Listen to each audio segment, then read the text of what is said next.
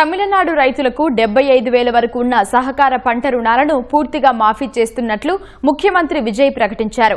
2025 మే 1 నుంచి 2026 ఫిబ్రవరి 28 వరకు సహకార బ్యాంకుల ద్వారా రైతులు తీసుకున్న 75,000 లోపు ఉన్న పంట రుణాలను మాఫీకి వర్తిస్తుందని వెల్లడించారు.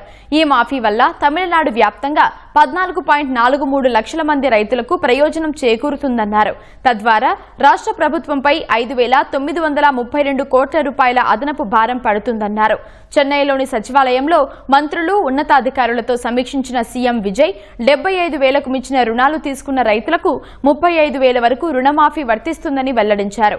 సహకార బ్యాంకుల్లో రుణాలు తీసుకున్న చిన్న సన్నకారు రైతులకు 50,000 వరకు రుణమాఫీని తమిళనాడు ప్రభుత్వం గత నెలలోనే ప్రకటించింది. అయితే రైతుల నుంచి వచ్చిన వినతుల మేరకు ఆ మొత్తాన్ని 75,000కు పెంచి ఆలోపు ఉన్న రుణాల వరకు పూర్తి మాఫీ వర్తిస్తుందని విజయ్ ప్రకటించారు. 14.43 లక్షల మంది రైతులకు చెందిన 6,000 కోట్ల రూపాయల మేర రుణమాఫీ చేయాలని ముఖ్యమంత్రి ఆదేశించినట్లు ప్రభుత్వం ఒక ప్రకటనలో వెల్లడించింది.